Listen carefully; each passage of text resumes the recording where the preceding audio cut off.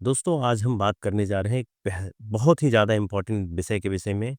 और इस विषय पे हम एक सीरीज़ शुरू करने जा रहे हैं, जिसको कहते हैं पर्सनल फाइनेंस। पर्सनल फाइनेंस की अगर जब बात की जाती है, तो हमको लगता है कि ये चीज़ जो है देश के या दुनिया के जो बड़े लोग होते हैं, वही इस चीज़ को केवल फ़ॉलो करते हैं, जबकि ऐसा नहीं है।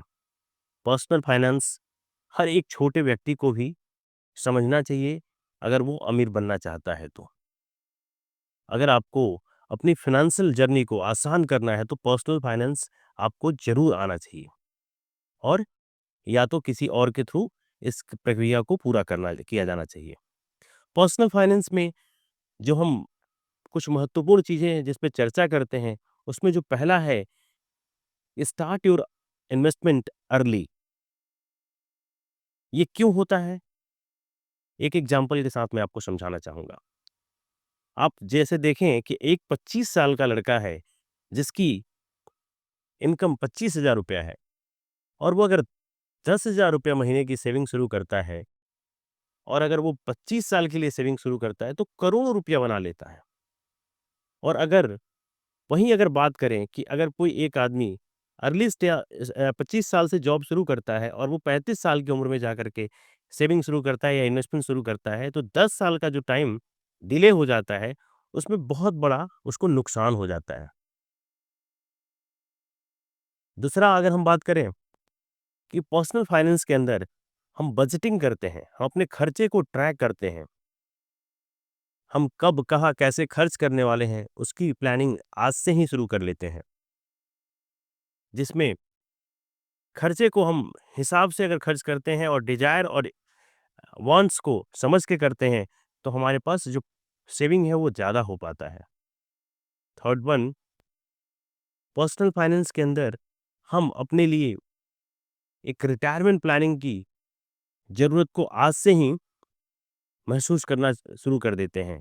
अगर हम 25 साल के हैं, 30 साल के हैं, या फिर किसी भी एज ग्रुप में हैं, तो रिटायरमेंट प्लानिंग जो है हमारे लिए बहुत ज़रूरी है, और उसकी सोच आज से ही डेवलप हो जानी चाहिए। और उसके लिए एक बड़ा कॉर्पस, और वो कॉर्पस कम से कम आपके एनुअल इनकम का 35 से 40 गुना होना चाहिए।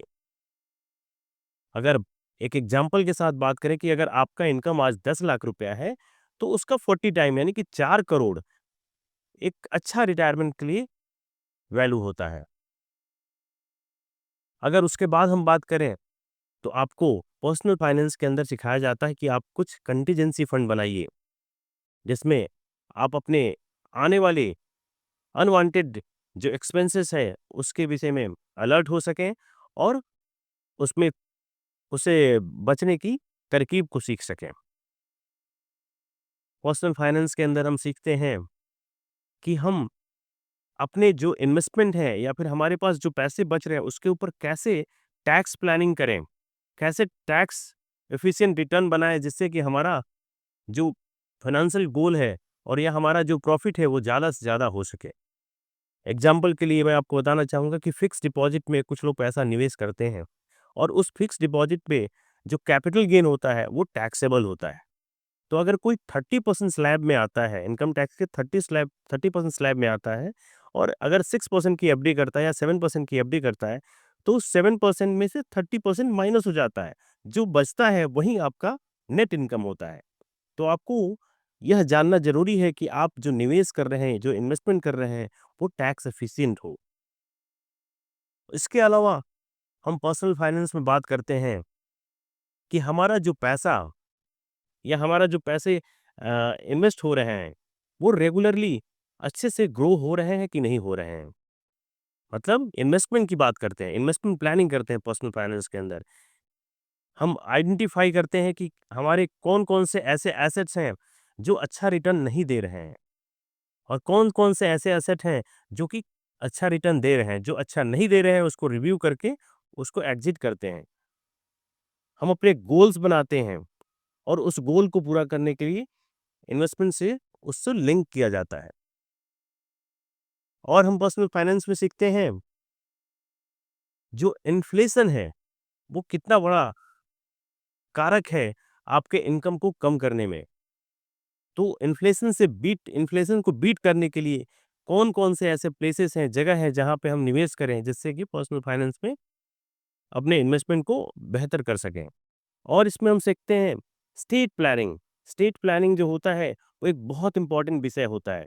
स्टेट प्लानिंग के अंदर हम सीखते हैं कि अगर हम अगर ओल्ड एज में चले जाते हैं और हमारे पास जो वेल्थ है, उस वेल्थ को कैसे हम अपने लव्ड वन्स को डिस्ट्रीब्यूट करेंगे, वो हम स्टेट प्लानिंग में सीखते हैं।